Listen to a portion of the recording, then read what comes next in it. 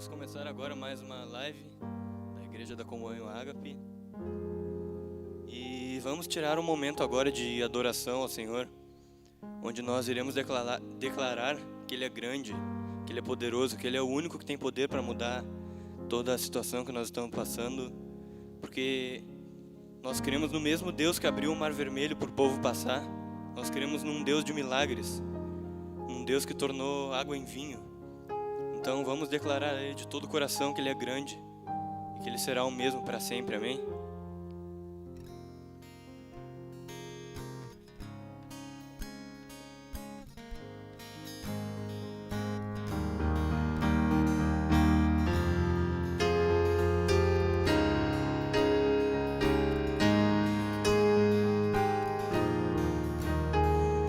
Água em vinho tornou, os olhos dos cegos abriu, não há outro igual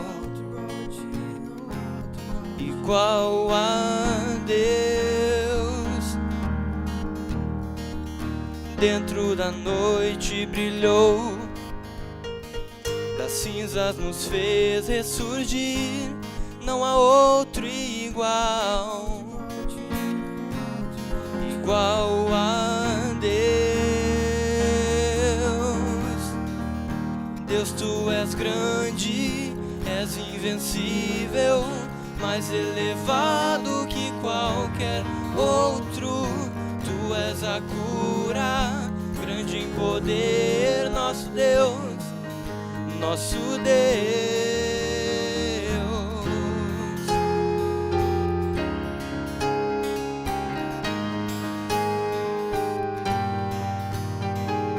Dentro da noite brilhou,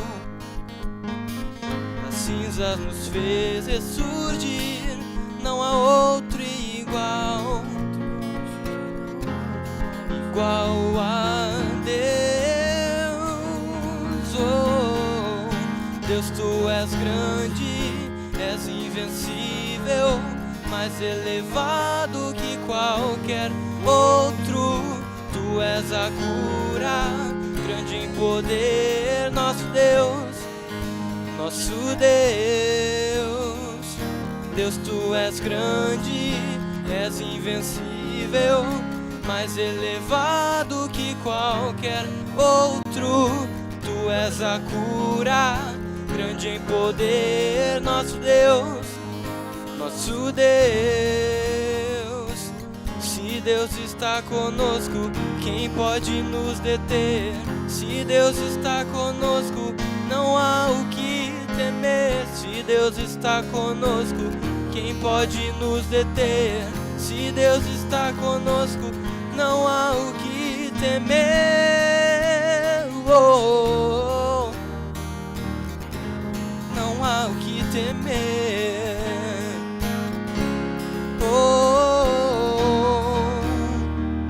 Deus, Tu és grande, és invencível, mais elevado que qualquer outro. Tu és a cura, grande em poder, nosso Deus, nosso Deus. Deus, Tu és grande, és invencível, mais elevado que qualquer outro. Tu és a cura, grande em poder, nosso Deus, nosso Deus. Se Deus está conosco, quem pode nos deter? Se Deus está conosco, não há o que temer. Se Deus está conosco, quem pode nos deter? Se Deus está conosco, não há o que temer.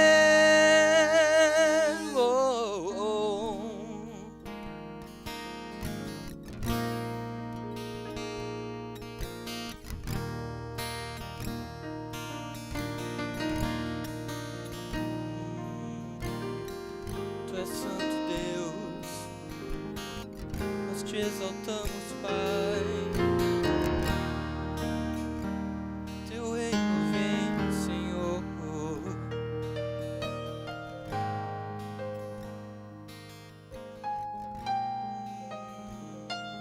Pai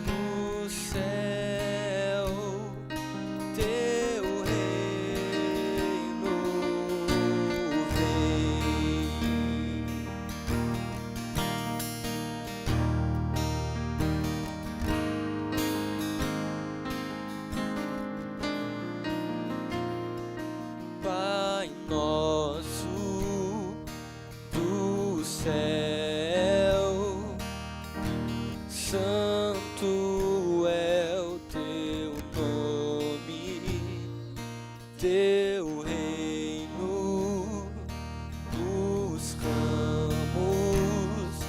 tua vontade seja feita na terra como é no céu. Teu reino vem na terra como é no céu. Teu reino vem. Teu reino vem. Teu reino vem, Senhor. Teu reino vem, Senhor. Teu reino vem. Teu reino vem, Senhor. Teu reino vem. Teu reino vem, Senhor.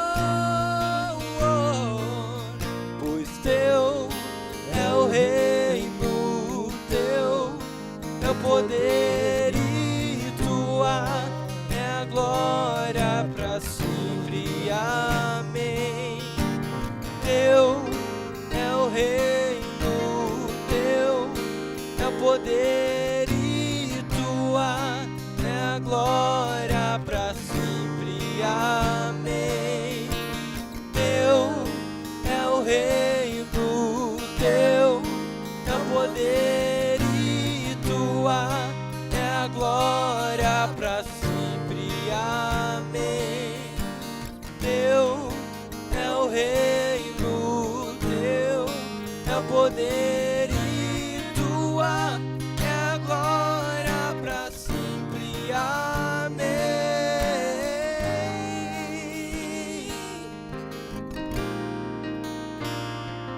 Na terra como é no céu. Teu reino vem na terra como é no céu.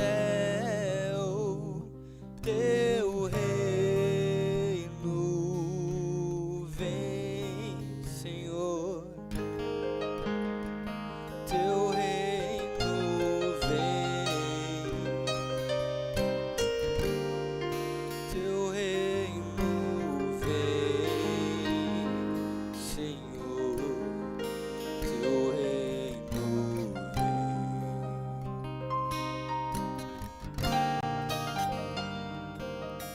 Pois teu é o reino, teu é o poder e tua é a glória para sempre. Amém.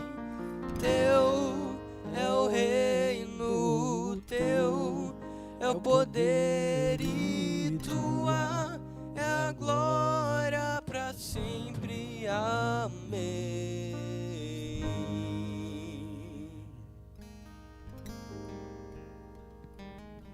Aleluia.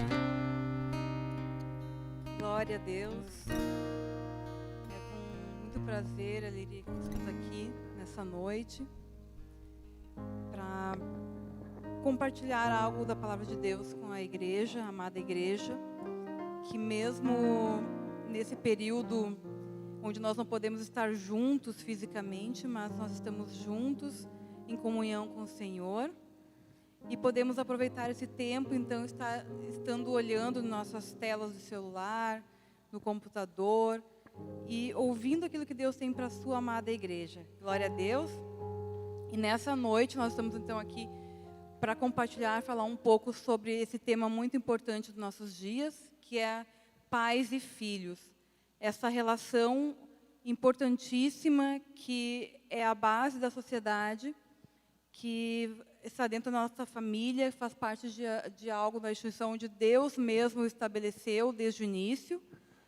E nós vamos conversar, então, nessa noite, sobre esse assunto. Os irmãos já mandaram previamente suas perguntas, e elas serão respondidas, então, aqui pelos nossos sábios e amados irmãos, nosso pastor Daniel Centeno, que tem estado conosco todas as quartas-feiras, né, pastor? E que tem contribuído muito, acrescentado muito, edificado a igreja no conhecimento da palavra do Senhor. Glória a Deus. E também hoje nós estamos com a nossa amada irmã Tanise Stein, que é a nossa líder do departamento infantil na igreja, formada em pedagogia. Também ela tem pós-graduação também em psicopedagogia e neuropsicopedagogia. E, além disso, também ela já escreveu 8 livros, né, junto com a nossa irmã Jéssica Minho. Nós também queremos mandar um abraço à nossa amada irmã que está aí na sua casa. E elas têm feito um trabalho muito importante na área infantil. Tem contribuído muito com os nossos irmãos, as famílias, com as crianças, porque muitas vezes a criança ela acaba sendo esquecida não por algo que a gente seja voluntário, mas muitas vezes nós valorizamos tanto o conhecimento do adulto na igreja e esquecemos que nós temos os pequeninos que precisam aprender do Senhor. E que aquilo que eles aprendem, como diz a palavra de Deus, ensina a criança no caminho que deve andar, e ainda quando for velho não se desviará dele.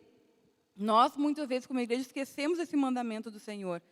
E a criança, ela precisa aprender. A criança, ela é aquele barro que ainda não está formado, essa informação. Então, é o momento dela aprender. E nós precisamos valorizar isso. E eu creio que aqui na nossa igreja, nós temos valorizado. Claro, nós temos ainda muito a crescer nessa área, mas nós temos trabalhado e junto com as nossas irmãs, né, a Tanise e a Jéssica e outros irmãos que têm trabalhado nessa área, têm contribuído muito. Então, nós vamos começar nossas perguntas. E desde já agradeço a participação de cada irmão que tirou o seu tempo de enviar a pergunta, de pensar naquilo que gostaria que fosse respondido, ou mesmo não só em questão de dúvida, mas às vezes algo que a gente acha importante, que a igreja toda tenha o conhecimento. Então, as perguntas também são para isso, não é só tirar uma dúvida minha, é algo que eu gostaria também que fosse falado para que a igreja crescesse nessa área. Glória a Deus. Vamos lá, então. A nossa primeira pergunta... O celular, ele é uma benção. A primeira pergunta ela é o seguinte: a vara que a Bíblia fala é realmente um ato físico disciplinar? Olha, é bem atual essa pergunta. Vamos passar, então, para começar então, com o nosso pastor, a opinião dele, a opinião bíblica sobre isso. Amém, queridos. É uma alegria realmente estar aqui novamente e estarmos falando sobre este assunto que não é nem mais e nem menos importante que os outros, mas é um assunto muito importante, né? A questão de pais e filhos. E certamente nós vamos acabar raspando bastante na questão familiar, porque não tem como não falar, né, de um assunto sem puxar o outro, haja vista que os dois são bem interligados. Bom, respondendo à pergunta, sim, né, a vara que a Bíblia fala era um ato físico disciplinar, sim. Tá? Essa palavra vara, ela é usada propriamente, né, ou principalmente, no Antigo Testamento, e é a palavra shebet. E shebet significa vara, significa galho, significa ramo, significa bordão, significa bastão.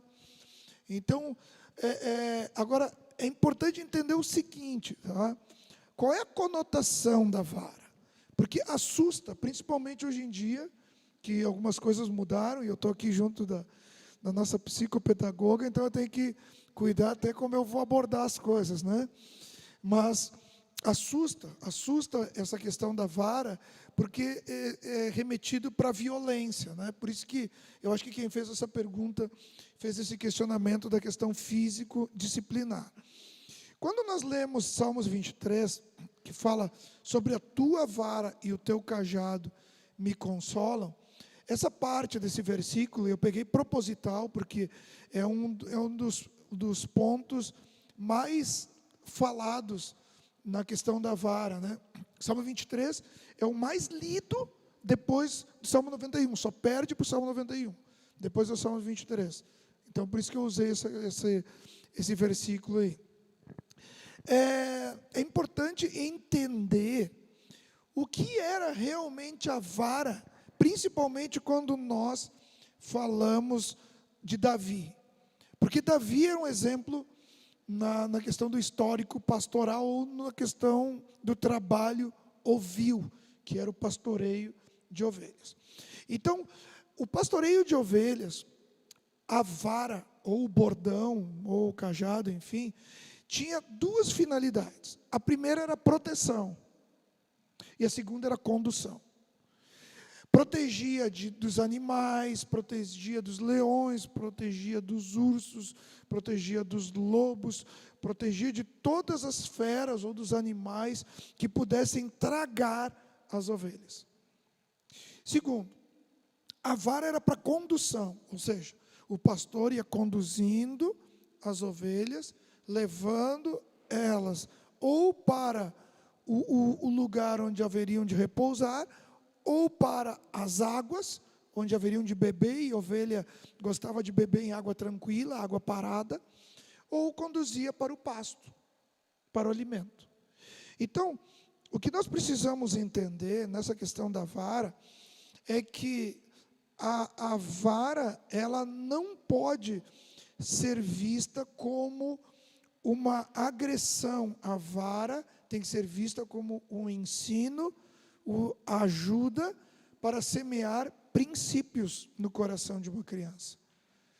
Em Provérbios, capítulo 22, versículo 15, diz assim: a estultícia está ligada ao coração da criança, mas a vara da correção a afugentará ou afastará. Então, a vara serve para trazer esta mudança, ou trazer o semear dos princípios e dos valores, tanto educacionais como comportamentais. Agora, isso não quer dizer, até porque nós temos que lembrar que de Salomão até os dias de hoje, muita coisa mudou. Muita coisa mudou. Por isso que eu quero dar muita ênfase aqui, principalmente aqui para a Tanise, que depois ela vai fazer suas considerações, que nós não podemos entrar ou permitir que o ensino da vara seja o ensino da força, o ensino da violência. Porque tem uma diferença entre força e firmeza. A força é a aplicação da agressão. A firmeza nada mais é do que você definir ou dar definição às coisas. E aqui eu vou falar talvez de uma área que é talvez a minha segunda, né, que é a questão mecânica, a questão de carros. É fácil entender a diferença de força e firmeza. Quando você vai apertar os parafusos, né, de um cabeçote ou da tampa de um motor, e que eu sei que muitos não vão entender o que eu estou falando aqui, mas muitos que conhecem essa área mecânica certamente vão compreender. Se você aplicar a força, você vai espanar o parafuso. E aí você não vai conseguir ter o resultado que você quer. Mas se você aplicar a firmeza, você sabe o ponto até onde chegar. E certamente você não vai perder a peça. Então, é exatamente esse o ponto da vara da correção. A vara, você não pode aplicar a força, porque senão você vai perder o coração. Mas você tem que aplicar a firmeza para que os filhos possam encontrar em você tanto a proteção como também a condução para as coisas da vida. Eu finalizo com 2 versículos rapidinho, que definem bem claro isso. A questão de não perder o princípio bíblico e também não perder o ensino por meio da disciplina. Provérbios 3:12 diz assim: porque o Senhor repreende aquele a quem ama, assim como o pai ao filho a quem quer bem. Hebreus 12:6 diz: pois o Senhor corrige o que ama e açoita a todo o que recebe por filho. Vale lembrar, essa palavra açoitar no grego não significa espancar. É diferente. Glória a Deus. Vamos ouvir então agora a Tanise. Então, na verdade, a gente consegue fazer um paralelo, principalmente de uma geração, como o pastor falou, que muitas coisas mudaram, né, daquela época em que foi escrito para hoje. E o que a gente consegue ver? Nós conseguimos perceber que uma geração, por exemplo, a nossa geração, a gente regula mais ou menos de idade, nós tivemos um tipo de criação que foi uma criação mais rígida, mais pontual. E hoje os pais eles tiveram a infeliz ideia, eu diria, de da maneira que eu fui criado, eu não vou criar meus filhos. Então eles resolveram não dar disciplina nenhuma e se perderam no meio do caminho. É isso que nós encontramos hoje, né? O consultório está cheio de famílias assim que precisam de auxílio porque não corrigiram seus filhos e hoje não sabem mais o que fazer com eles. Então, acho que a grande receita é a gente voltar, como o pastor falou, a vara ela era usada para correção. E hoje a gente percebe isso, que os pais se tornaram, então, negligentes e permissivos demais, e não corrigiram os filhos. Mas Deus, eu vejo a maravilha da criação do Senhor, quando Ele faz todas as coisas completas, e Ele fez o nosso cérebro, né? Uma máquina complexa. E é interessante a gente ver num bebezinho, por exemplo, a gente está com experiência de ter um bebê de novo na família, e a gente consegue perceber isso.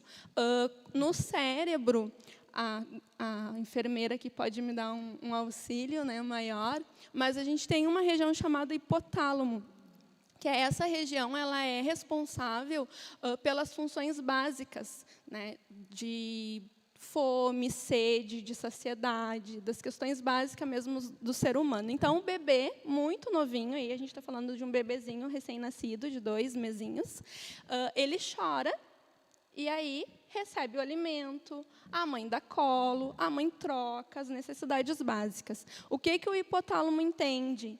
Que eu chorando, eu tendo essa reação, eu vou ser suprido, então eu estou ganhando o que eu preciso.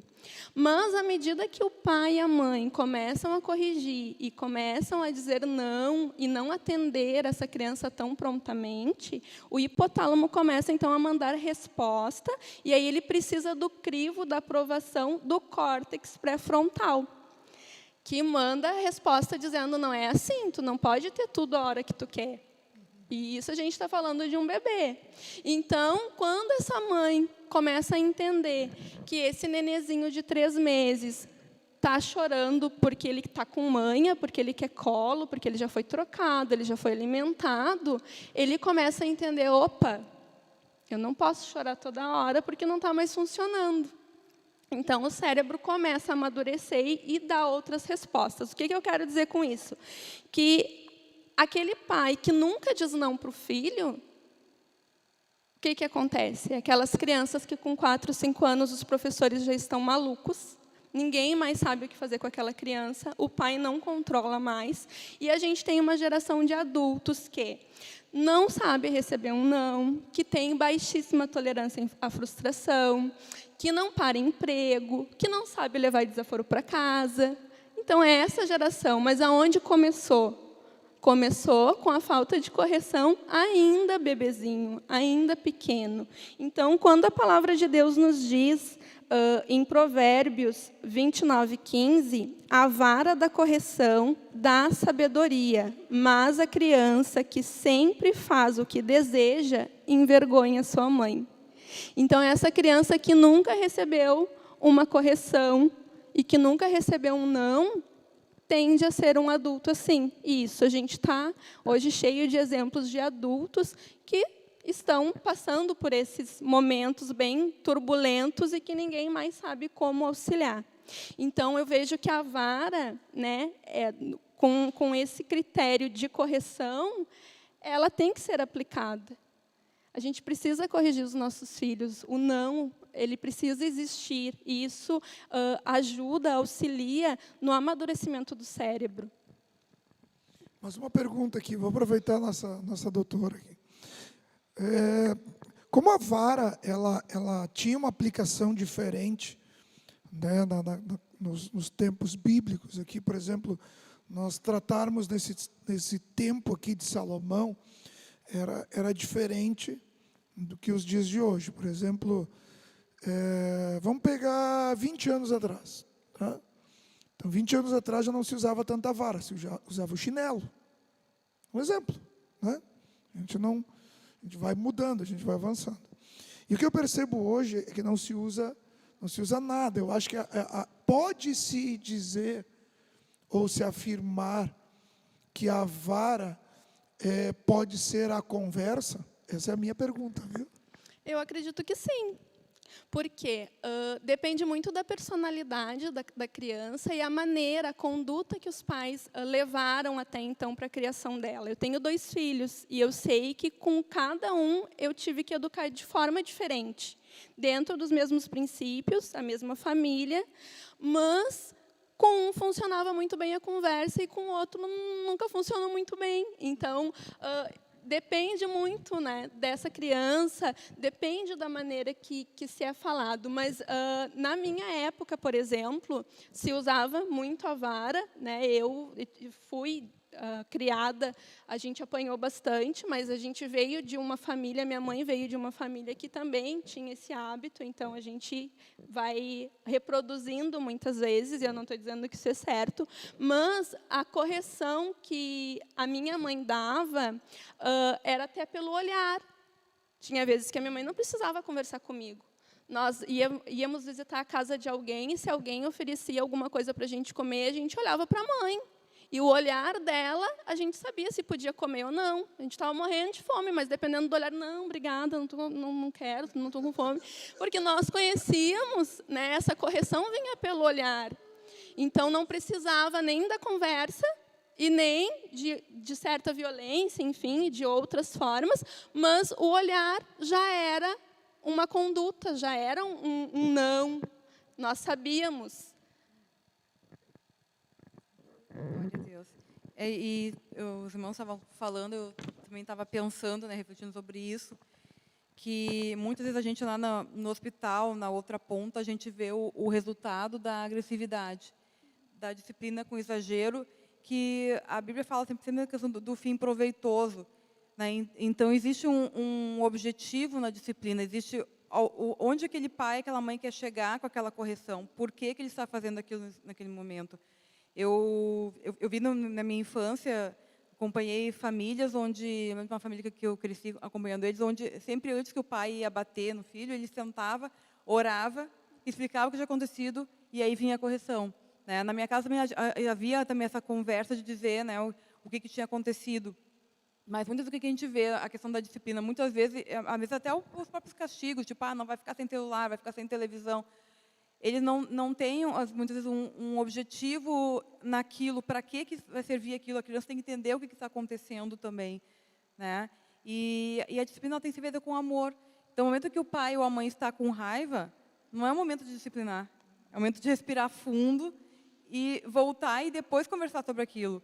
E, assim, infelizmente, isso é uma questão muito triste. Eu creio que nenhuma família quer o mal do filho, da criança, mas muitas vezes cedem, e às vezes até na questão do mundo, que a gente vê uma questão de drogas, de álcool junto, então isso leva a uma violência realmente. E vale lembrar que a violência é crime. Exatamente. Tem mais essa, Exatamente. Né? A gente nem entrou nesse campo aí, que é a questão civil, né? Que aplicar a agressão a uma criança é crime.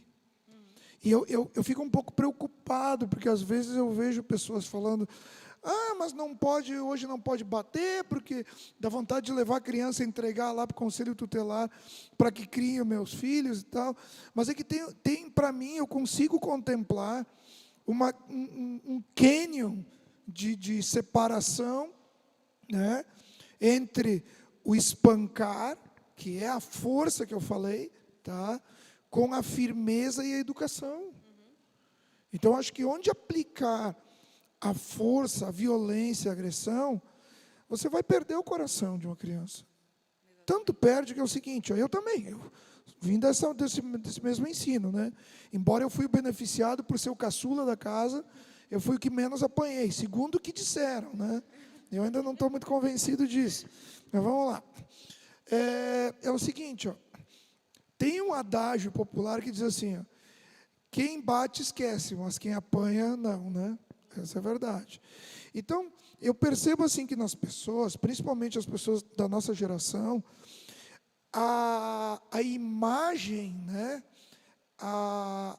Aquela questão que ficou construída na vida da pessoa, no que diz respeito à educação e à formação, os momentos de agressão, mesmo, né, com a vara que era dada e ficava as marcas, muitas vezes ficavam marcas, né?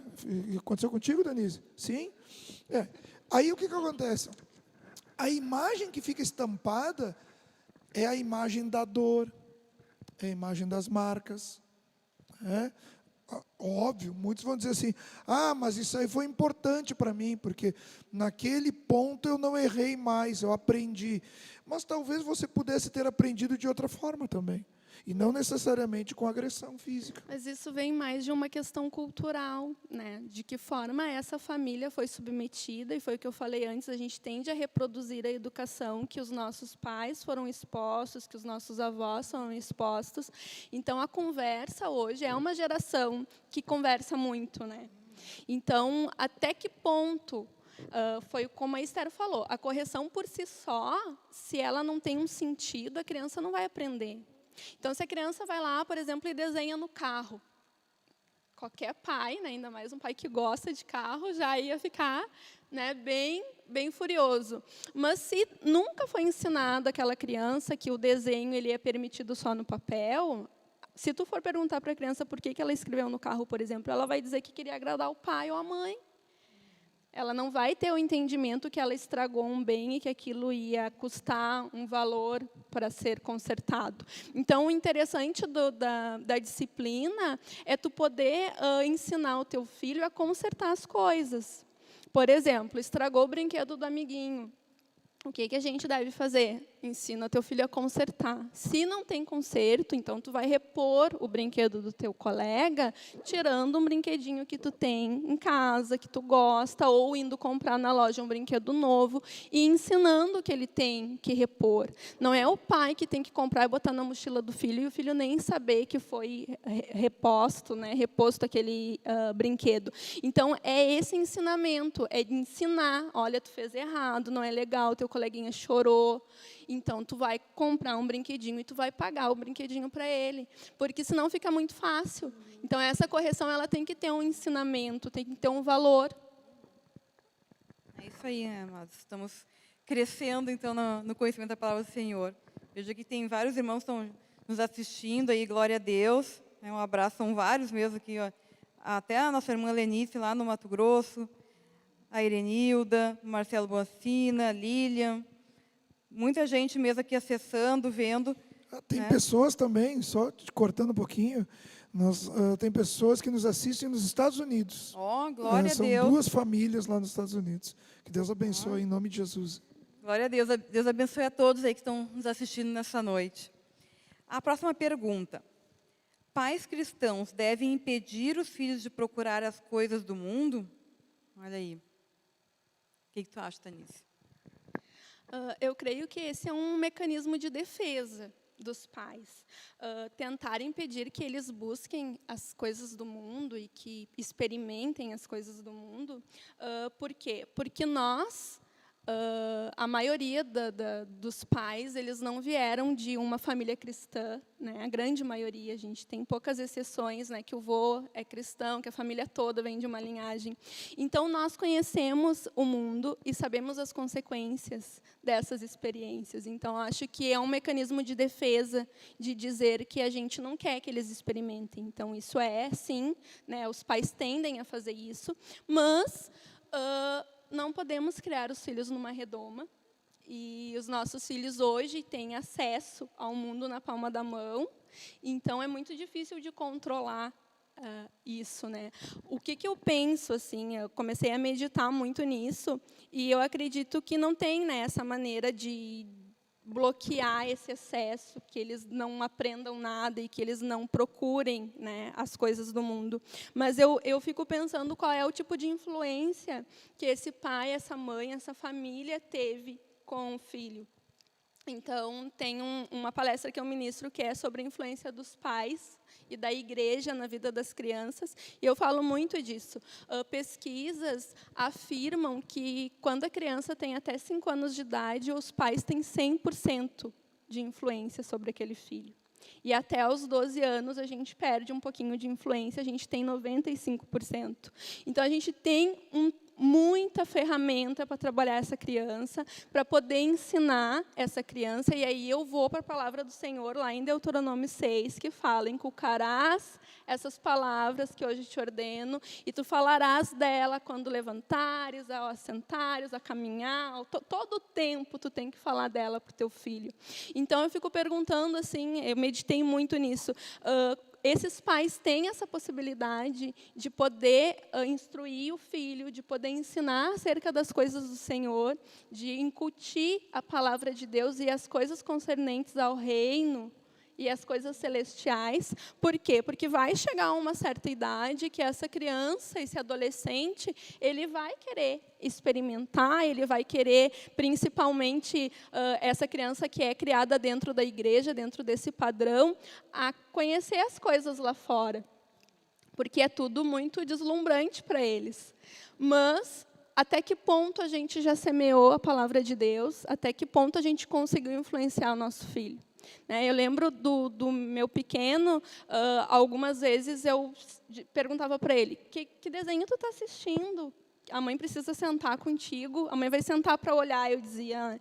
E ele dizia: não, mãe, eu já vi que não é legal, eu não vou mais assistir. Por quê? Porque foi ensinado. Eu sentei com ele, eu dizia: olha, esse desenho não é legal, porque o que mostra... E mostrava o porquê que não era legal. Mostrava na palavra que não era legal ver aquele filme, aquele desenho. Então, ele tinha discernimento. Várias vezes aconteceu isso, e eu perguntava, e ele dizia: não, mãe, eu já vi que não é legal, eu não vou mais ver. Então, isso é o legal, né? Porque não tem como restringir. Eles vão para a escola, eles têm contato com pessoas que não são cristãs, muitas vezes eles são criados em escolas de educação infantil, com professores que não são. E o que eu falo da influência, eu falo muito disso. Nosso maior tesouro são os nossos filhos. A Bíblia diz que eles são heranças do Senhor, né? O fruto do ventre é o nosso galardão. Mas 6 meses, fechou 6 meses, a gente coloca na creche, coloca numa escolinha de educação infantil. Então, a gente dá suporte para as pessoas que, por mais profissionais que elas sejam, por mais formação que elas possam ter, elas, com certeza, tiveram moldes e tiveram crenças e valores totalmente diferentes dos nossos, às vezes. Então, e é essa pessoa que vai cuidar do teu filho e vai inserir nelas marcas do que elas aprenderam e do qual elas foram submetidas. Então, na palavra de Deus, a gente vê várias histórias que os filhos foram criados, a primeira infância, escondidos dentro da família. E o que era feito com essa criança? Ensinado e semeado o amor de Deus, a palavra de Deus, os preceitos dentro da família. Então, eu vejo mais como isso, como a influência. Porque, claro que eu sei que os pais trabalham, as mães hoje estão no mercado de trabalho, mas a minha dica, quando as mães me perguntam, e se eu pudesse voltar no tempo, a gente não pode voltar para consertar as coisas, a gente pode mudar a nossa vida a partir de hoje, mas eu sempre digo para as mães: tu tem possibilidade de ficar em casa, tu planejou essa gravidez, cuida do teu filho, até ele ir para a escola. Prioriza isso, porque eu não lembro, não sei se vocês lembram, mas eu não lembro a marca do tênis que eu usava quando eu era pequena e da roupa que eu usava. Eu não lembro disso. Eu lembro das memórias afetivas que foram gravadas na minha memória daquele período da minha infância. E se a gente entrega esse bebê numa escola para outras pessoas, que tipo de marcas elas vão deixar marcadas, né, fixadas na memória dessa criança e no caráter dela? Porque até os 7 anos a gente está formando caráter. Então, que tipo de formação essa criança vai ter? E aí, lá na adolescência, ou mesmo com a criança, eu não vou precisar me incomodar ou me preocupar muito se ele está procurando coisas do mundo, porque eu sei o que eu inseri na base. Pastor. Aleluia. Eu começo respondendo essa pergunta usando um dos maiores clássicos da Bíblia, que é Lucas 15. Tá? Lucas 15, Jesus propôs ali uma parábola, onde um jovem, ele escolheu ir para o mundo. Interessante que você não vê o pai, em momento algum, nessa construtiva de Jesus, o pai impedindo o filho. Você não vê isso, né? Muito pelo contrário. O filho deu a herança e ele foi. Só que junto com a herança, o filho levou consigo os princípios que o pai havia ensinado. E onde está isso na Bíblia? Simples, irmãos. Quando ele cai em si, ele lembra de como o pai tratava os escravos. Então, se os escravos eram tratados com abundância de pão, quem dirá os filhos? Tanto que o filho que ficou em casa era o reclamão, né? Nem ele percebeu que tinha tudo. Então, a educação, os princípios que o pai deixou eram muito mais importantes, muito mais relevantes do que propriamente um não. E eu quero importar uma coisa que a Tanise falou, que me fez pensar aqui, que é uma forma de defesa dos pais, muitas vezes, impedir os filhos nas questões do mundo. Porque na grande maioria dos pais, eles experimentaram as coisas do mundo e não querem permitir que os filhos passem aquilo que eles passaram. Exato, exatamente. Agora, vamos parar e analisar o seguinte, queridos. Como você vai impedir uma coisa que já está dentro da sua casa? Fica mais difícil. Porque nós vivemos uma geração que o mundo corre dentro da casa. Está lá, está inserido dentro da casa. Você usou o exemplo do próprio celular. O mundo está na palma da mão. Nós temos hoje aqui, por sinal, né, pode ser bom e pode ser ruim. Vamos lá. Pode ser bom, o entretenimento. Né, não quero fazer propaganda, porque eu não estou ganhando nada para isso. Mas vamos falar dessa Netflix. Netflix é um entretenimento, mas é um dos maiores pulverizadores da ideologia de gênero e do homossexualismo. Mas está lá na sua casa. Não precisa nem os filhos ir para o mundo ali fora, porque a ideia do cristão é que mundo é lá fora, né? Não, mas o mundo já está dentro da casa. Já está no computador, lá está no net, no notebook, no iPhone, está tudo lá. Então, a questão é que tudo que se torna obrigação não constrói a voluntariedade. E até tem o perigo de dizer que não para uma coisa e instigar ainda mais. Então, por isso que o ensino dos princípios, a educação familiar, vai proteger muito. Provérbios 22:6, que é o clássico, diz: eduque a criança no caminho em que deve andar, e até o fim da vida não se desviará dele, né? Educar enquanto criança. Talvez muitos estejam assistindo aqui, estejam pagando o ônus de ter o adolescente hoje que não ouve mais, que já está com o pé lá no mundo, com o coração lá no mundo. Mas por que ele está com o coração lá no mundo? Porque quando era criança não foi ensinado os princípios. Não foi, é uma palavra forte de usar, né? mas ele não foi adestrado. E adestrar é aquilo que a gente imagina. É o cãozinho quando é pequenininho, né? Hoje vivemos essa geração canina. Então pega o filhotinho quando é pequenininho e você vai adestrando ele. Quando ele está com 8 meses, 9 meses, é um cachorro fácil de se lidar. É um cachorro de fácil convívio. Tá? Eu não estou dizendo que os nossos filhos são cachorros. Eu estou dizendo que aquilo que a gente aplica quando é pequeno, você não vai sofrer depois para ensinar quando grande. Olhando assim a questão que o pastor falou de adestramento, me lembrou a questão que nós temos os neurônios espelhos e nós aprendemos por repetição. Nós aprendemos pelo exemplo. Então, essa criança, esse adolescente que talvez não tenha, né, esses conceitos tão firmados, tenha sido talvez essa criança que eu disse antes, né, que foi terceirizado esse cuidado, foi crianças que ficaram sempre na escola, ou a avó, né, eu sei que tem uma perguntinha aí da avó, mas foi cuidado por outras pessoas que não foi só o ensinamento do pai e da mãe. Então, teve outras influências, né, foi terceirizado de alguma forma. Então, aprendeu, o modelo de repetição dele foi baseado em várias pessoas. Essa construção, então, não teve a influência total da família, como era nos moldes, nos princípios, né, como a Bíblia relata. Não, e até só finalizando aqui, quando eu falo em princípios, até eu nem falo, eu não vou estagnar só nos princípios bíblicos, né? Porque senão vai ter saída. Aí o pessoal que está nos ouvindo aqui vai dizer, mas quando eu tinha meus filhos pequenos, eu não pertencia à igreja, não servia ao Senhor e tal.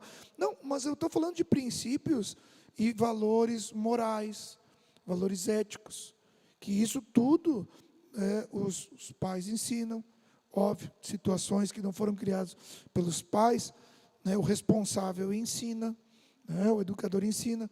Enquanto a Tanise estava falando ali acerca dos filhos e inserindo nos filhos, eu lembro da questão em Israel, né, que o pai, quando leva os filhos para a escola, é comum nas ruas você ver as crianças caminhando em direção à escola, recitando a Torá, o pai tomando a Torá dos filhos, quando está conduzindo para a escola. Então, eu acho que o ensino é uma coisa muito importante, sabe? Quando você ensina os filhos, certamente muito não vai ser poupado. Glória a Deus. Vamos continuar, amados, então. A nossa terceira pergunta. Filhos cristãos devem obedecer pais incrédulos, mesmo indo contra princípios bíblicos? Olha aí, essa aí vai abrir a lata de minhoca. Quer começar, Denise? Eu começo. Pode ser. Então tá, vamos lá. Olha, toda semana, quando estamos aqui, eu quero agradecer a todos que nos acompanham. Eu sei que tem pessoas que estão desde do primeiro e a maioria das pessoas dizem a mesma coisa para nós, para a gente não parar mais, mesmo depois que terminar a pandemia. Mas toda semana, quando tem perguntas, a gente sempre escolhe uma pergunta que é a mais difícil. Eu acho que essa pergunta aqui, para mim, nesse contexto, é uma pergunta difícil, porque ela é muito abrangente, né? Ela envolve aqui a questão da autoridade. Então, ela é muito abrangente. A Bíblia nos ensina a sempre obedecer sem restrições. Sabe? Isso é um parâmetro muito claro na Bíblia. Indiferente de serem pais, nós estamos falando de hierarquia. Romanos 13, 1 e 2 diz assim, toda alma esteja sujeita às autoridades superiores, porque não há autoridade que não venha de Deus. E as que existem foram ordenadas por Deus. Por isso, quem resiste à autoridade, resiste à ordenação de Deus. E os que resistem trarão sobre si mesmos a condenação. Então, vamos começar aqui. Se os pais erram, exigindo dos filhos questões que venham ferir os princípios, e principalmente os princípios bíblicos, nós vamos arrancar falando que esses pais hão de prestar contas também diante de Deus.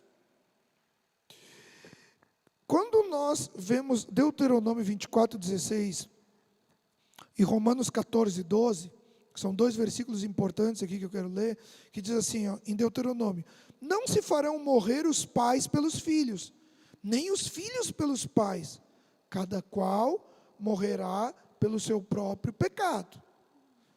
Romanos 14:12 diz assim: pois cada um de nós dará contas de si mesmo diante de Deus. Agora, vamos lá, vamos entender o seguinte. Está muito claro a obediência e está muito claro o resultado da não obediência e da não sujeição. Mas, aí vem um outro ponto que nos leva até a pensar e questionar, e para isso é importante nós contrabalançarmos a Bíblia. Porque, de um lado, a Bíblia fala da importância da obediência e como Deus trata isso. Mas também a Bíblia fala e nos dá vazão à compreensão de quando a autoridade leva as pessoas a ferir ou ir contra o que a própria autoridade bíblica nos ensina. Pastor, o senhor está dando um nó aqui.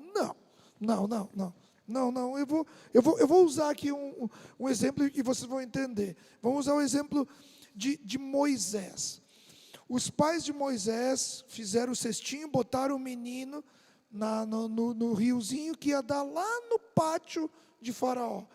Chega lá no pátio de Faraó, as escravas hebreias reconheceram que o menino era hebreu, foram falar com quem? Com a filha de Faraó. Quando apresentaram o menino para a filha de Faraó sabia do decreto ou não? Como que ela sabia? Ela escondeu? A filha de Faraó escondeu, certo? E além de esconder, ainda proporcionou a educação, né, do Egito para aquele menino que era, aos olhos do pai, para estar morto. Aí a minha pergunta é o seguinte, né? Ela não deveria ter falado para o pai acerca daquele menino, mesmo sabendo que o pai haveria de matá-lo? Ela fez uma coisa boa ou não? Eu não vou aqui, né? Não, mas a gente pode abrir vários exemplos. O próprio exemplo do meu xará, Daniel, profeta Daniel. O que aconteceu com Daniel? Daniel, quando os sátrapas, os presidentes, os governadores, todos eles fizeram aquela artimanha toda para levar o rei a assinar, né, o rei Dario, assinar o decreto na calada da noite para apanhar Daniel. Daniel não deixou de fazer aquilo que ele fazia, não deixou de servir ao Senhor como ele servia. E ele sabia que estava certo ou estava errado?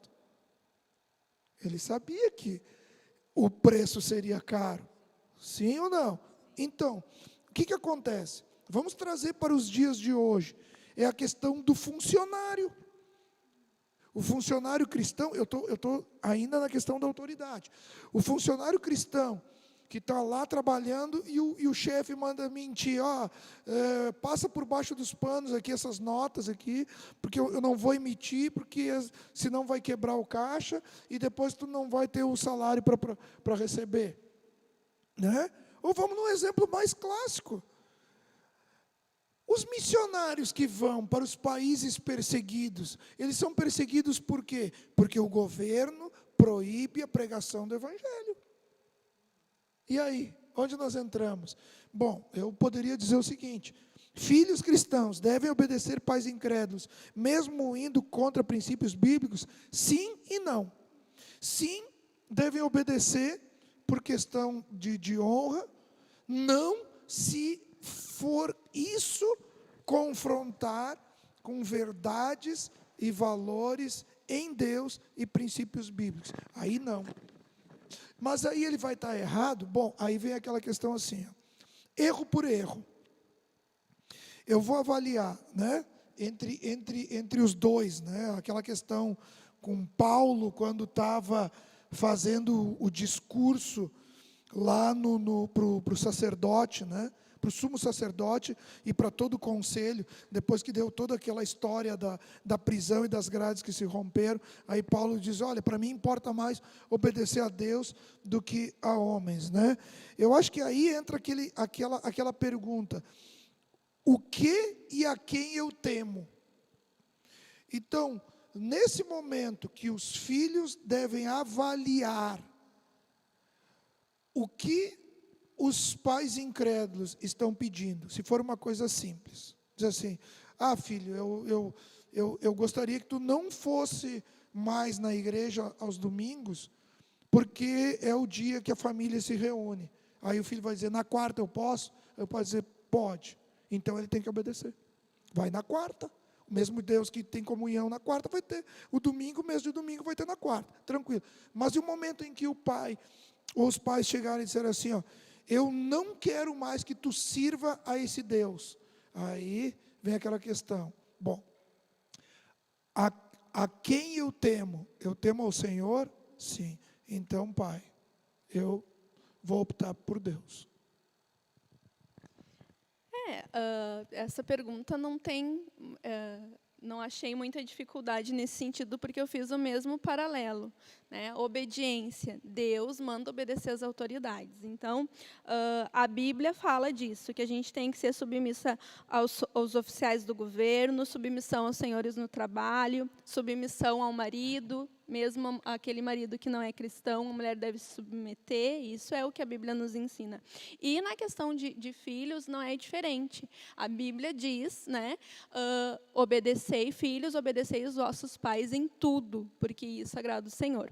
Mas, aí eu também peguei o mesmo versículo que o pastor citou há pouco, né, antes importa obedecer a Deus do que aos homens, está lá em Atos 5:29.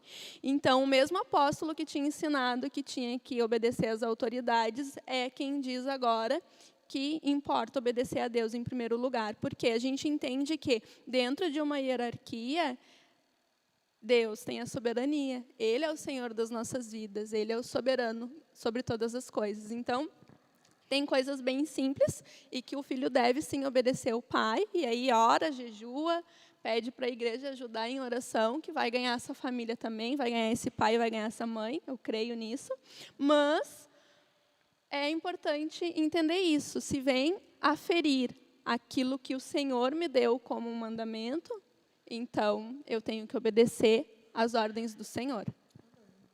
Glória a Deus. É interessante a gente ver que a questão dos princípios novamente.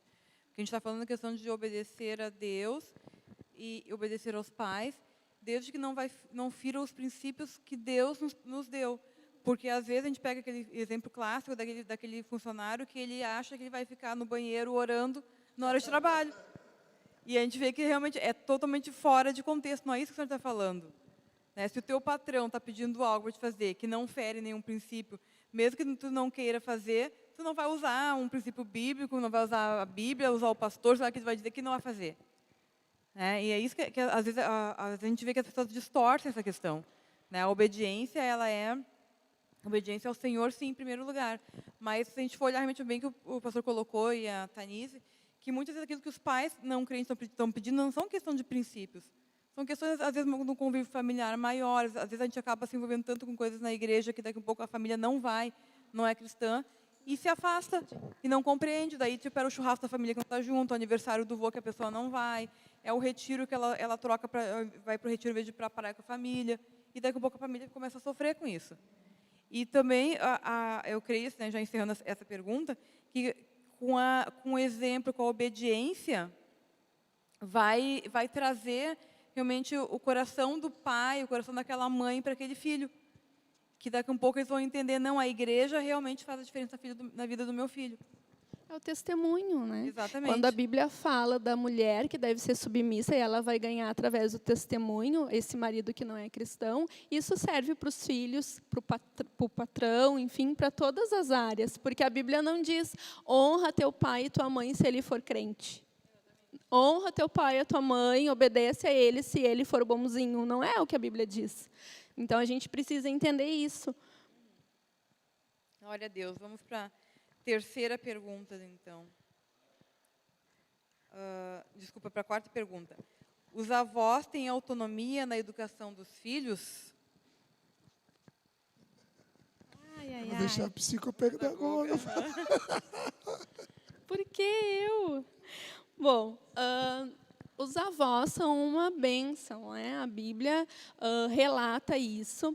Na história de Timóteo, fala que Lloyd, sua avó, era uma mulher de fé e que ensinou sua mãe, e aí já estava passando para a terceira geração de conselhos, né, da própria fé. A Bíblia também relata a história de uma outra avó, que é a avó de Joás, né? Eu gosto muito dessa história e falo bastante sobre a história de Joás. Fala de Atalia, que quando soube que o filho era morto, o rei, para não perder o trono, ela manda matar todos os netos. Estamos falando de duas avós, uma avó bem boazinha e uma avó má. Então, o que eu penso a respeito das avós? A própria neurociência tem feito várias pesquisas e a descoberta foi que as crianças que têm convívio com os avós, eles são mais empáticos, eles são mais generosos, são mais carinhosos e têm uma tendência menor à depressão e à ansiedade. Então, a avó favorece, né? Os avós favorecem, sim. Além de semear na mente, né, na estrutura dessa criança, muitas memórias afetivas. Então, a gente lembra do cheiro da casa da avó, da comida da avó, né? Eu sou suspeita porque os meus avós participaram muito da minha criação. Então, eu tenho muita saudade e lembro muito da minha infância dentro da casa dos meus avós. Mas os avós, eles podem também ser prejudiciais. Aí a gente vai entender qual é o princípio. Quando a Bíblia diz que alguém vai casar, qual é o versículo-chave que nós usamos, né? Deixará o homem, o pai e a mãe, e vai unir com a sua esposa e vai formar, então, uma nova família.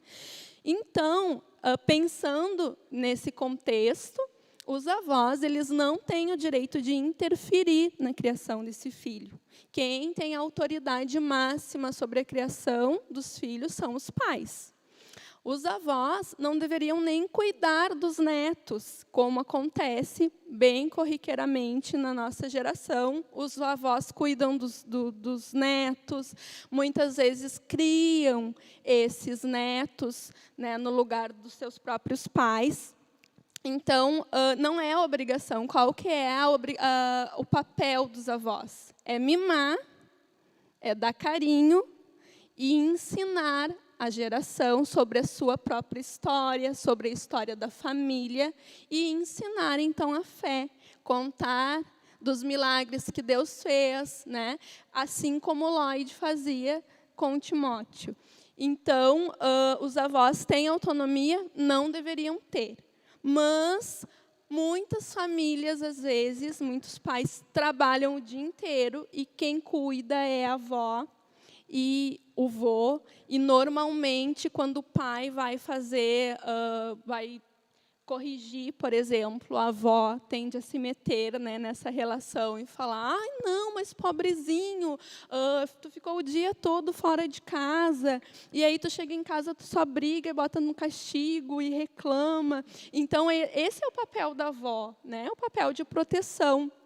Mas isso está tirando a autoridade desse pai e dessa mãe e, consequentemente, moldando o caráter dessa criança para ter desvios nessa personalidade. Então, a minha resposta seria que eles não deveriam ter essa autonomia. Eu também concordo que eles não deveriam mesmo. E, embora os avós, vale lembrar, né? Eu concordo com tudo que a Tanise falou, a importância dos avós, né? Nós não podemos remover isso de forma nenhuma. Nós estaríamos pecando se fizéssemos isso, né? A importância na construção familiar. Agora, a criação e a educação não podem ser terceirizadas. Isso eu até alargaria mais o assunto para a questão pastoral e para a questão dos próprios professores, né? As pessoas acabam terceirizando a educação. Não, meu filho, de forma nenhuma. Você manda o teu filho com educação para a escola para ele aprender. Você manda o teu filho com educação para a igreja para ele aprender. Você não manda o teu filho para a igreja para o pastor educar. O pastor já tem os filhos dele para educar. Ele não vai educar os teus. Até porque quando chegar um momento em que o pastor tiver que usar da palavra de Deus no confronto, muitos pais não aceitam, aí querem ser pais. Então, esse ponto aí, eu acho que é uma questão que tem que ficar muito clara. Educação, criação, formação, pertence aos pais, né? Efésios 6:4 diz: e vós pais não provoqueis a ira dos vossos filhos, mas criai-vos na disciplina e na admoestação do Senhor. Então, avós são o quê? Avós são orientadores e não educadores. Filhos que são educados pelos avós terão resistência a aceitar a educação, a orientação dos pais. É aquela questão, né? É engraçada a história da vida. Vamos construir aqui, né? A história da vida é a seguinte. Quando criança, fazia arte, aprontava, não é assim? Mais ou menos assim, né? Você fez arte quando era criança, Esther? Mas é engraçado, ó, presta atenção. Quando criança, fazia arte. Quando casa e tem os filhos, quer educar. Aí, quando vem os netos, quer proteger. Essa é a história. Impressionante isso, né? Os avós é um paparico, assim, fantástico. Eu acho engraçado quando os avós ligam. Por exemplo, quando a minha mãe liga para mim, ela não pergunta como eu estou, pergunta como estão as crianças. Não é assim? A primeira, faz o teste, você que está assistindo, faz o teste aqui. Quem é avô e avó, nem vale mais, porque já descobriram o segredo. Mas, quando os avós ligam e dizem assim, já começam perguntando pelos netos. Eles não perguntam pelos filhos. Né? Por quê? Porque talvez, aí, a nossa psicopedagoga pode responder uma outra hora, acho para nós que a hora está correndo para caramba aí, né? Mas, por quê? Eu acho que tem uma certa forma de compensação ou alguma coisa assim, né? Então, eu respondo realmente essa pergunta, né, novamente dizendo que os avós são fundamentais, são importantíssimos na construção familiar, mas o papel da educação e da formação das crianças está nas mãos dos pais. Glória a Deus. Vamos então avançar mais um pouco. A pergunta 5. Como a igreja vê a adoção? Quem vai? Quer começar para o ímpar? Olha, eu vou arrancar aqui, porque talvez eu possa escandalizar com essa pergunta aqui, com essa resposta melhor. Né? Eu sempre tive um grande sonho na minha vida, era de ter uma menina, depois um menino, e eu gostaria depois de adotar uma criança. Ainda não concluí esse sonho. Mas, como a igreja vê o assunto adoção, vê de uma forma equivocada. Eu acho que, como Deus vê a adoção, é fácil responder. Deus vê com amor. Tanto que a maior prova de amor de Deus para nós foi dar o seu único filho. Né? Por isso Deus deu o seu único filho, para que todo aquele que nele crê não pereça, mas tenha vida eterna. Mas, como Deus fez isso? Deus fez pelo processo de adoção. Né? João 1,12 diz, mas todos quanto receberam, aos que creem no seu nome, Deus deu-lhes o poder de serem feitos ou de se tornarem filhos de Deus. Né? Gálatas 4, 5 diz, mas vindo a plenitude dos tempos, Deus enviou seu Filho, nascido de mulher, nascido de lei, para resgatar os que estavam debaixo da lei. Aí diz o quê? A fim de recebermos adoção de filhos. Então, Deus nos adotou. Então, Deus não tem que assim, provar mais nada, porque a adoção de Deus foi de forma incondicional. Agora, a igreja condiciona. Por que condiciona? Bom, segundo o COAD, né, que é um órgão que tu certamente tu conhece melhor do que eu, existe uma condição para a adoção. E isso é muito triste falar aqui nesse momento. Mas eu procurei aqui e eu descobri o seguinte, que na adoção,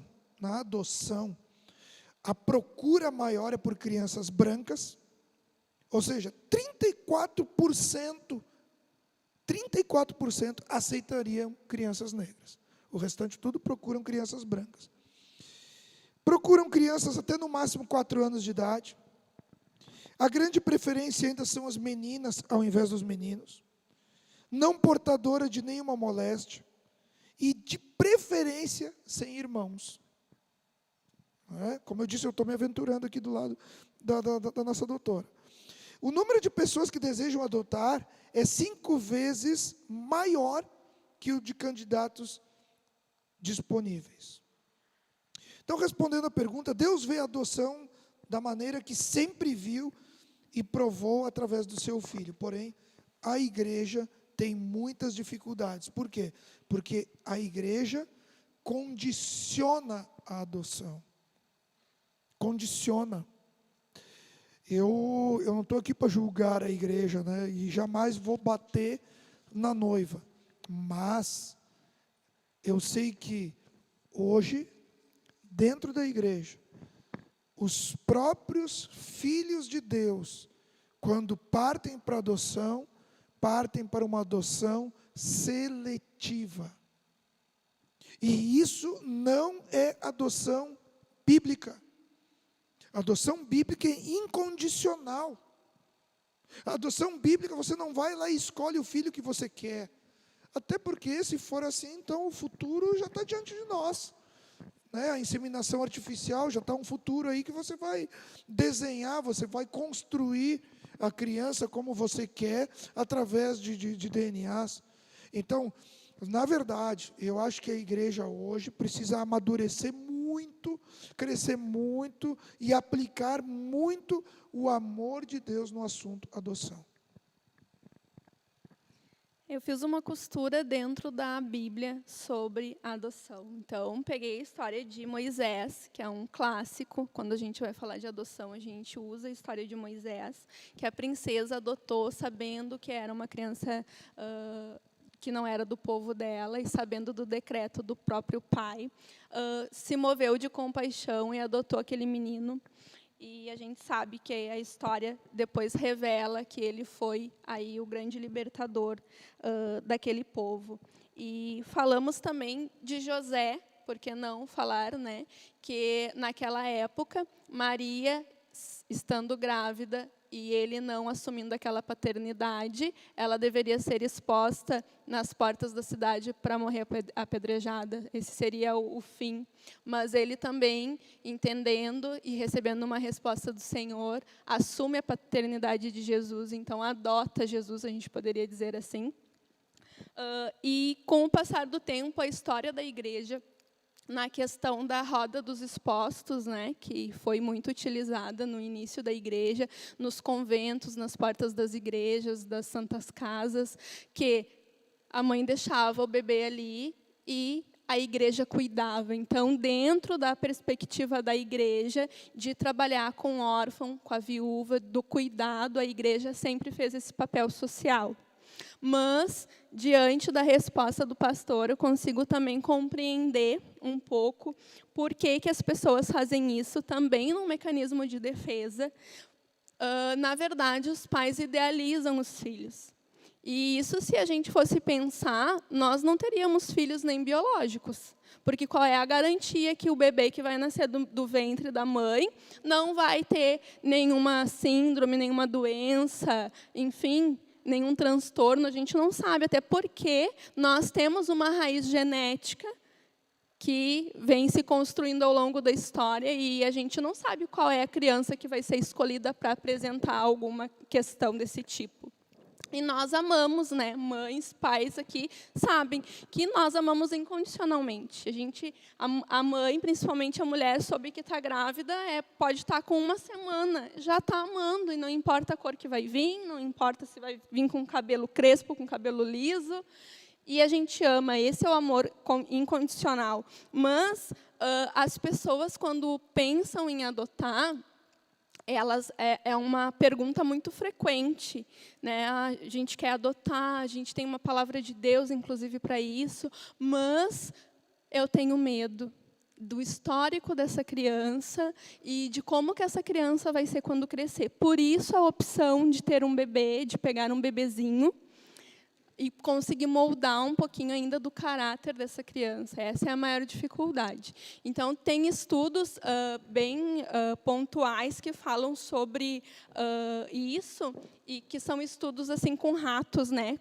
Pegam a mamãe estressada, a mamãe ratinha lá, que não vai cuidar do filho, que não vai amamentar, e trocam os bebês da mãezinha boa. Então, qual foi o resultado dessas pesquisas, né? As pesquisas apresentaram que aquela criança que foi gerada, né, aquele bebezinho indivíduo ali que foi gerado num momento de estresse, não teve o cuidado da mãe, mas depois foi para uma família que foi cuidado, que foi alimentado, ele teve uma resposta no seu humor, no seu estresse, diminuiu aí a questão de ansiedade e tudo mais. E isso é aplicado também nas famílias, e isso são estudos comprovados também com pessoas, né, com crianças. Que é aquela criança que foi gerada num ambiente tumultuado e teve uma gestação bem dificultosa, vai para uma família tranquila e consegue se desenvolver bem. Então, as pessoas tendem, sim, a fazer essa escolha mais criteriosa e eu diria até num processo de exclusão e não de inclusão, né? Porque eu estou selecionando essa criança. Então, eu não quero que ela seja uma criança negra, eu não quero que tenha irmãos. Por quê? Porque eu não quero atribuir vínculo nenhum, porque, normalmente, quando tem irmãos, vai chegar uma hora que essa criança vai querer ter contato com os irmãos. Às vezes, eles nem querem ter contato com o pai e com a mãe, mas quase 100% das crianças querem o contato com os irmãos, querem saber quem são. Então, eu acho que a igreja precisa realmente falar mais sobre isso, desmistificar muitas coisas e conseguir pensar, porque se fosse assim, se Deus olhasse para nós e nos excluísse pelo nosso pecado, pelas coisas que nós estávamos fazendo, será que Deus nos amaria? Então, o amor de Deus é diferente. E a gente, enquanto cristão, a gente como filho de Deus, a gente tenta imitar a Jesus em tudo. Não é assim que Jesus agiria. Eu concordo com também, né, que os irmãos colocaram. Mas acredito que talvez a gente precise, como a Tanise falou, realmente de ter um trabalho mais profundo dentro da igreja, de se conversar mais sobre isso, de estimular também essa questão também, porque muitas pessoas desejam ter um filho e não puderam ter biologicamente, ou mesmo já têm filhos e gostariam de ter mais uma criança em casa, mas muitas vezes vê aquela expectativa, como será, como é que eu vou dar conta disso. Eu penso na questão da criança doente, né, que é uma coisa que eu vejo, né, trabalho com isso, e que a criança doente, dependendo da patologia que ela tem, ela vai dispensar muito tempo e muito da questão financeira da família.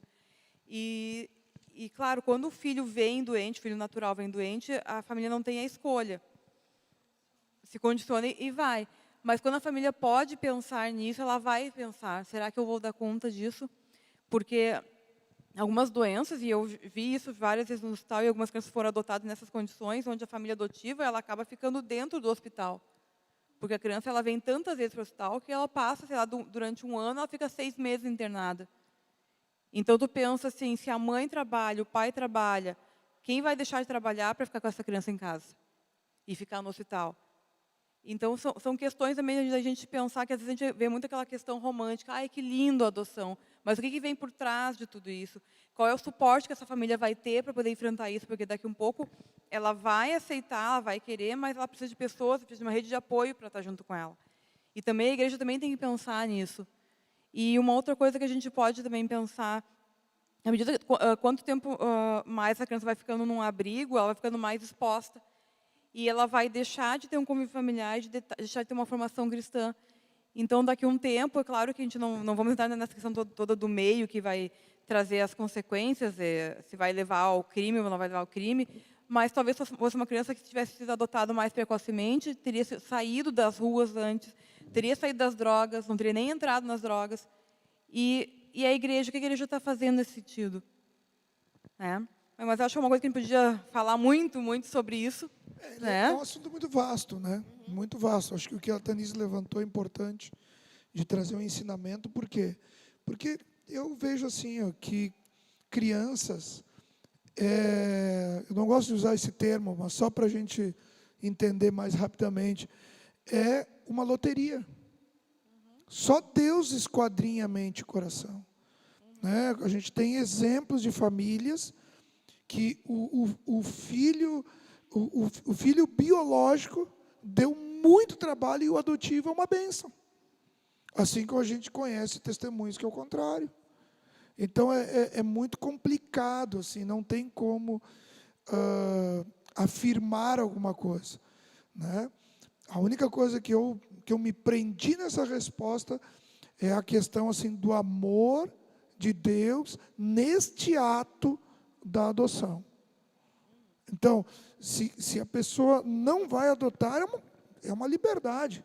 Eu não estou dizendo aqui que quem ama vai adotar. Não, Deus também nem obriga isso. Né? Mas eu digo que quem for adotar tem que ter um coração moldado. Porque a exclusão é certa. Né? Glória a Deus. Vamos então avançar, amados. A pergunta 6. Deus tem propósito para todos, e esses podem ir de encontro ao desejo dos pais?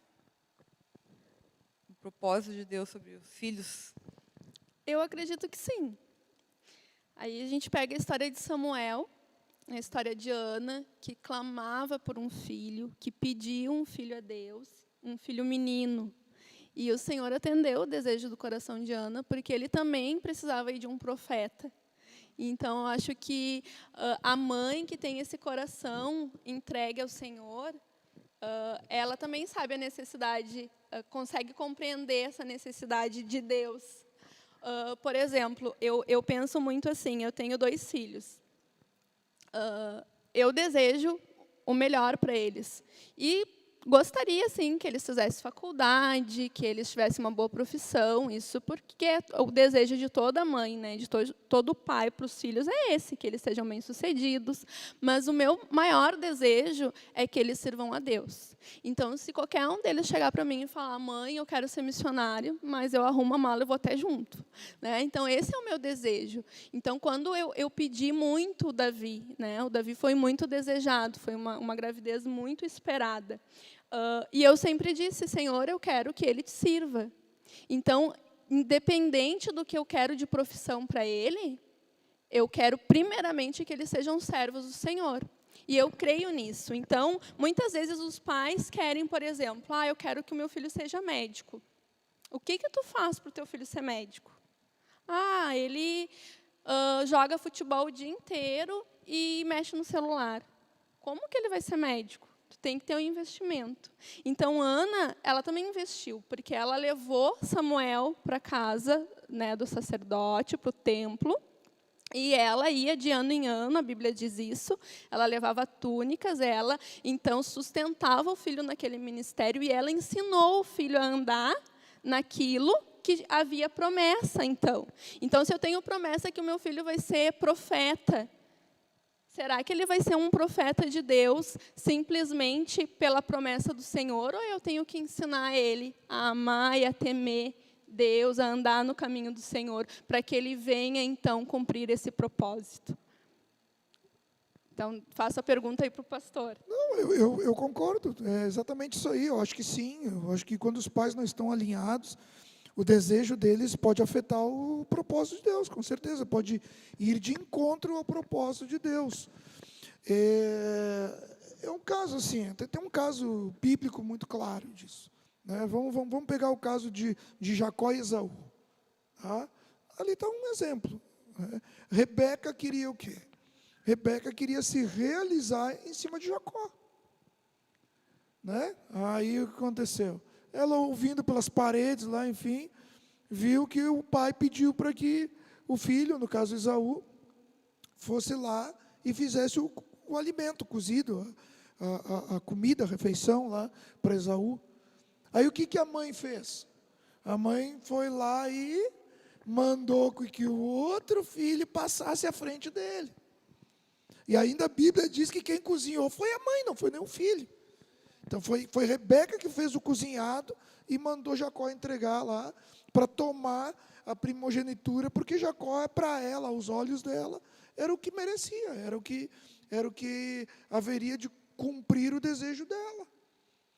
E grande parte dos pais são assim. Os pais, eles se realizam em cima dos filhos. O problema é que 3 funções importantes que os pais deveriam exercer nos filhos, eles não fazem. E por não fazer, negligenciar isso, é que eles não alinham com o propósito de Deus.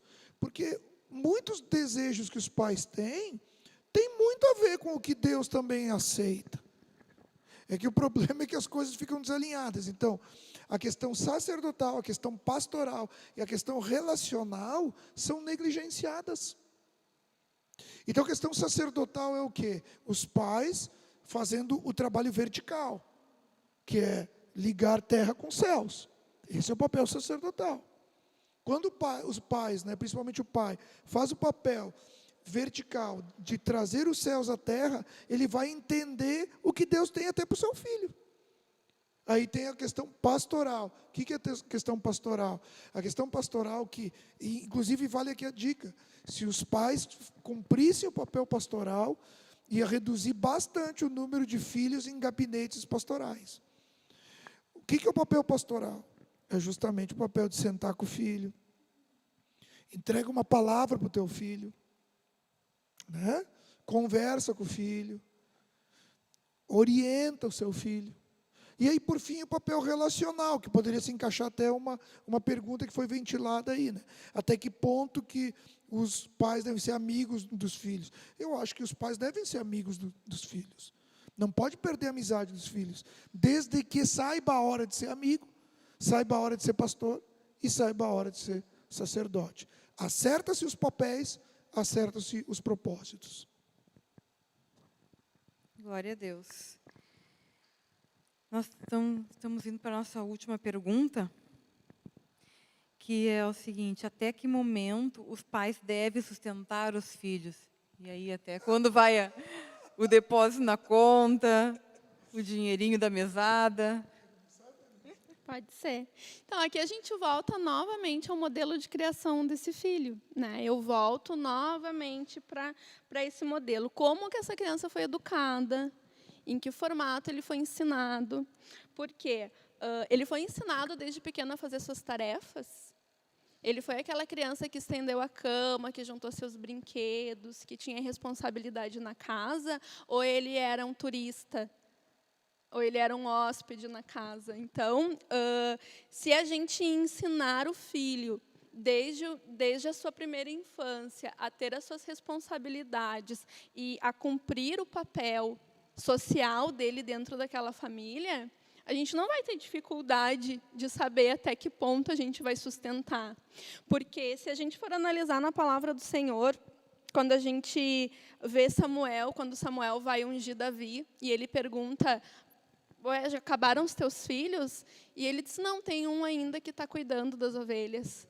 Então, e a Bíblia fala que Davi era muito novo, né? Estudiosos dizem que ele tinha aí por volta de 15 anos, 16 nessa época, e ele tinha uma função, e a função dele era cuidar das ovelhas. Então, se a gente pensar na função social da família e dos filhos, num tempo bíblico e até em gerações passadas, a função desse filho, ele era para auxiliar a família. Já se pensava assim, que eu tenho mais filhos, vão ajudar a cuidar dos negócios da família, e eles aprendiam o ofício do pai. Próprio Jesus, né, a Bíblia fala que ele era o carpinteiro, né, em Marcos 3 vai dizer isso, né, Jesus, o carpinteiro, então ele aprendeu o ofício do pai de José. E nós temos ensinado esse filho. Então, países assim, Japão, por exemplo, é um país que trabalha muito a educação financeira, e eles iniciam a educação financeira na educação infantil. Então, o que eu vejo muito assim das pessoas é: quando que eu devo ensinar para o meu filho isso? E aí eu fico olhando, tipo, como assim? Não está ensinando ainda? Então, tem certas coisas que não é o tempo. Eu não vou esperar ele ter 18 anos para ensinar que ele tem que trabalhar e para ensinar que ele precisa ter provisões financeiras. Eu já tenho que ter ensinado isso muito tempo antes. Então, nós que viemos de uma outra geração, a gente fala isso, parece que a gente é muito velho, né? Mas a gente foi criado numa educação diferente, onde a gente sabia que a gente tinha que ajudar em casa, tanto nos afazeres domésticos, quanto no próprio sustento. Eu lembro que eu trabalhei, o meu primeiro serviço eu tinha 12 anos, e o meu primeiro salário veio no envelope e eu entreguei na mão da minha mãe. Porque nós sabíamos, era um prazer ajudar. A gente não esperava, eu vou trabalhar para comprar isso, aquilo. Claro que depois, com a maturidade, a gente vai aprendendo a administrar. Então, eu acho que o pai e a mãe, eles precisam ensinar essa criança a administrar suas finanças, administrar os seus brinquedos, administrar a sua mesada. Isso é importante, porque vai chegar uma certa idade que o pai não vai precisar se preocupar, né? Até quando eu vou sustentar ele? Hoje a gente vive numa geração de parasitas. E a Bíblia fala de um parasita, né? Fala lá em Provérbios 30:15. A sanguessuga tem 2 filhas. Me dá. É um parasita que o que faz o parasita? Ele se aloja, né, e fica sugando a energia, sugando a vida daquela pessoa. E hoje tem muitos filhos parasitas, que eles ficam na família e, às vezes, têm 30 anos e ainda não saíram de casa. E nem sabem se virar, não sabem o que é pagar luz, água, e ainda reclamam, né? Reclamam que a internet está ruim, reclamam que o pai determina tempo no chuveiro, no banheiro, enfim. Então, eu creio que é isso, eu acho que é o ensinamento. É o quanto que tu ensina essa criança, desde a tenra idade, a esses moldes, a colaborar, e que ele, sim, é importante dentro da família. E aí, claro, que vou além, a gente poderia falar de muitas coisas que esse ensinamento e que essa presença de vida, de história, é tão importante, né? Tem pesquisas relacionadas ao uso de droga, por exemplo, que os adolescentes afirmam que é porque eles não têm função em casa, que eles buscam a droga. É uma pesquisa que foi feita em São Paulo. Então, assim, é porque essa criança não sabe de onde ela veio, e ela diz que a família tanto faz, a família funcionaria sem ela, que ela não tem função. Isso não é verdade. Todos nós temos uma função, um papel dentro da família e dentro da sociedade muito importante, principalmente aos olhos de Deus. Então, acho que a educação financeira ela faz parte, né, desse... a gente volta lá em Deuteronômio, né, ensinar tudo ao teu filho, ao sentar, ao levantar, conversa, explica. As famílias não se conversam, não tem esse diálogo. Então, fica difícil. O filho não sabe a história financeira da família. Ele só tem.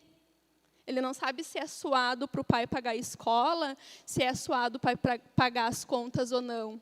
Então, acho que é esse entendimento, é fazer ele participar da vida familiar e ter compreensão do que ele pode ou não fazer, o que ele deve, quais são os seus deveres frente a essa família. É um momento em que eles devem, até que momento os pais devem sustentar, tem a ver com algumas funções, né? Algumas bases da vida, que é a criação, a formação e a cultura. Deixa eu resumir para a gente terminar aqui, né? Já se estendeu hoje de novo. Então, a criação tem a ver até com a vida. A grande parte vem de uma família modesta, onde acaba tendo que trabalhar cedo.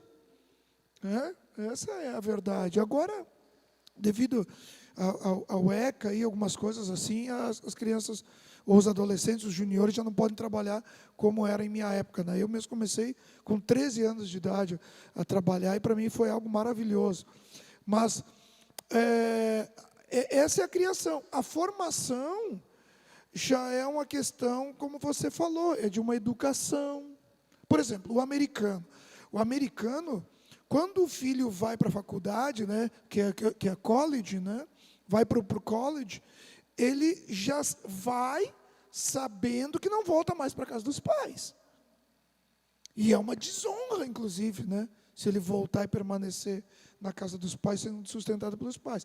Mas aí tem a questão cultural, que é a questão judaica, que aos 12 anos, né, o menino, 12 o menino e 13 a menina, vai para o bar mitzvah. E aí passa a ser responsável, né, assume as suas responsabilidades.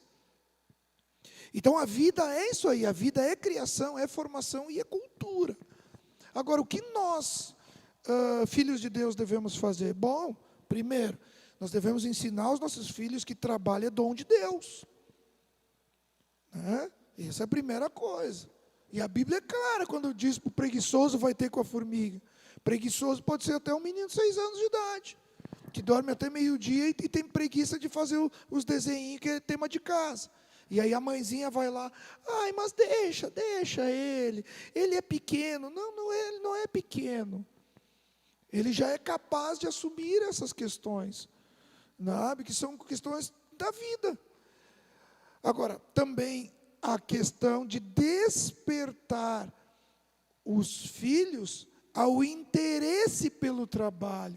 E despertar o interesse pelo trabalho começa em casa, lavando uma louça. A menina não vai cair as unhas para ela lavar a louça. Mas ela fez as unhas, bota uma luvinha. Isso tudo está incentivando para o futuro. O trabalho não é quando chegar na maioridade que ele vai se interessar por trabalhar. Ele se interessa por trabalhar em casa, passando um paninho no chão, né? Eu falei agora há pouco dessa geração canina, limpando a caquinha do cachorro. Isso aí, qualquer criança, eu acho que a nossa pedagoga pode me ajudar.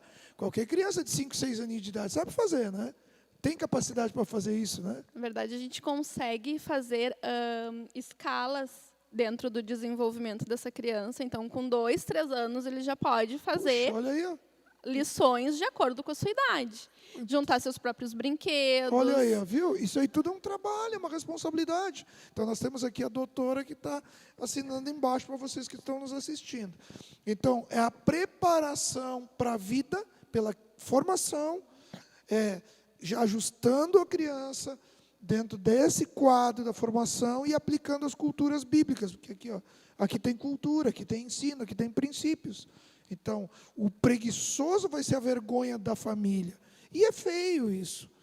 É feio você ver, muitas vezes aí, tem essa cultura também que é perigosa. Você chega na casa das pessoas, se a casa está bagunçada, o cara fica já pensando que não tem uma mulher na casa.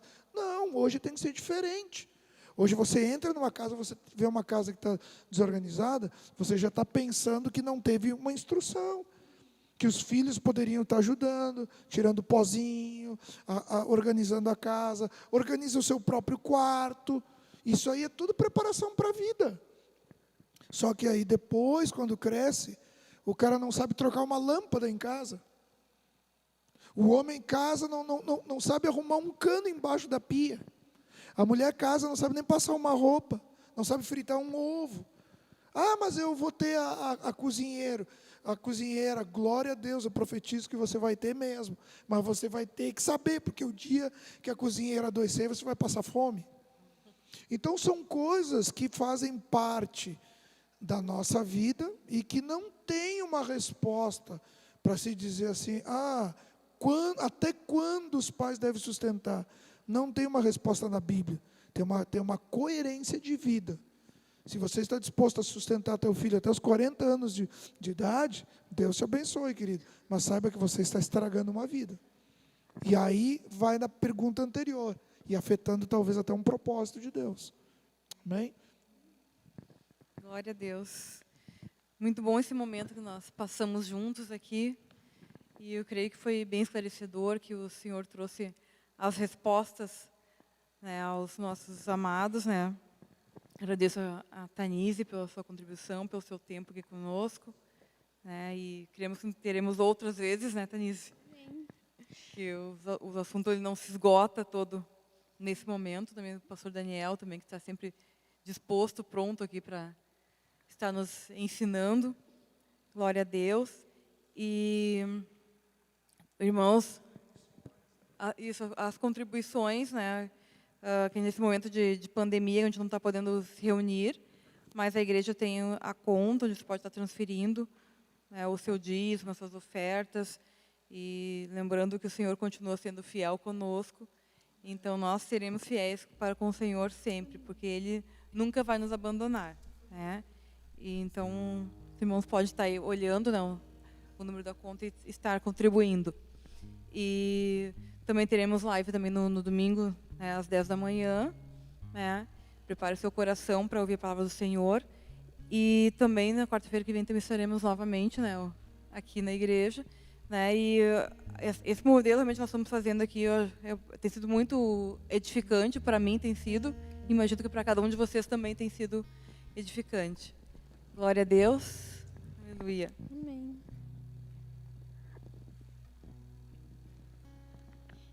Gostaria de agradecer o convite, né? É uma honra estar aqui e falar exatamente isso, que até a parte das contribuições, né, dos dízimos, das ofertas, precisa ser ensinado às crianças. As crianças precisam aprender a ofertar, a dizimar, a serem fiéis. Mas elas só vão aprender isso se o pai e a mãe ensinam e mostram para ela o quanto Deus é fiel na vida, né, de cada um. E então ela vai aprender também a ser um dizimista e um ofertante com fidelidade ao Senhor. Muito obrigada pelo convite e eu aprendi muito nessa noite. Tenho certeza que é um assunto que é muito amplo e que a gente pode falar muito tempo e a gente vai aprender sempre. Que Deus abençoe cada um.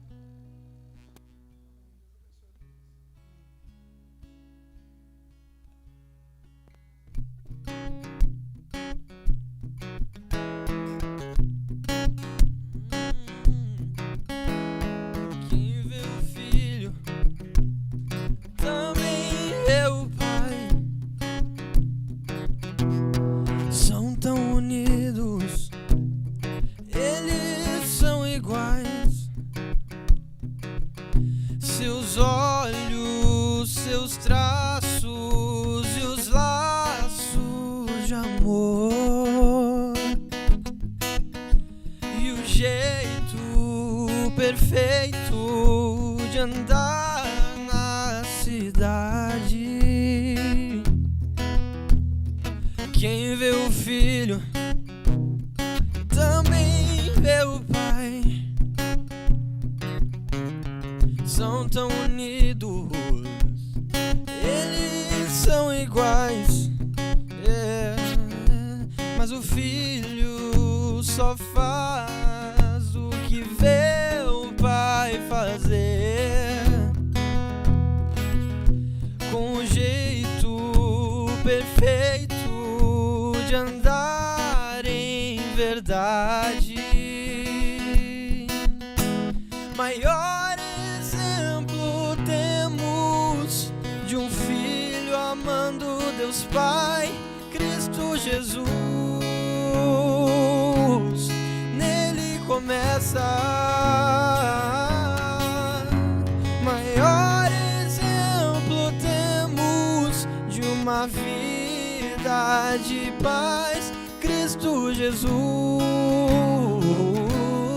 nossa promessa, maior exemplo.